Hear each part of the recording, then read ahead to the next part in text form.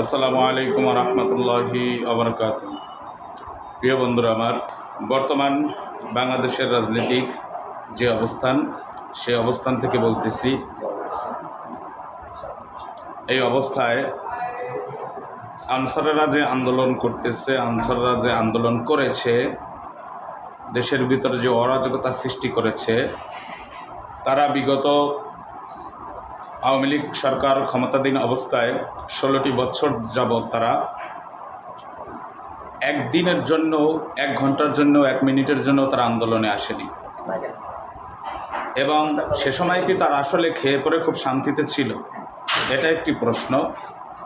এবং আরেকটি বিষয় হচ্ছে, যারা এই অবস্থায়, দূর অবস্থায়, দেশের বর্তমানে কোনো সরকার নেই, উপদেষ্টা হিসেবে সরকার আছেন, নির্বাচিত কোনো সরকার নেই, এই অবস্থায় তারা আন্দোলনে গেছে।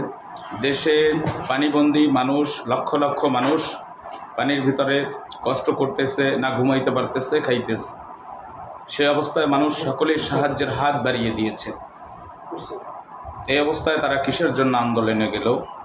এই বিষয়ে যারা রাষ্ট্র পরিচালনা করতেছেন তাদের সকলকে বলবো, আপনারা যেভাবে রাষ্ট্র চালাইতেছেন সেখান থেকে পদত্যাগ করেন।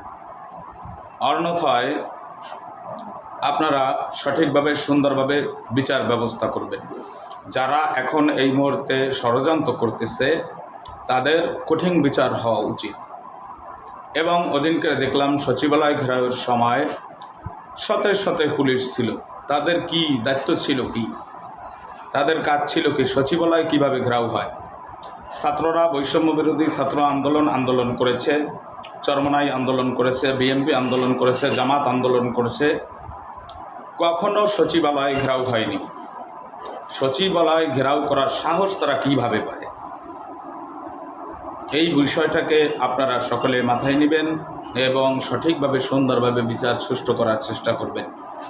এটা আমাদের আন্তরিকভাবে আপনাদের প্রতি দাবি জানাচ্ছি। আসসালামু আলাইকুম ওয়া রাহমাতুল্লাহি ওয়া বারাকাতুহু।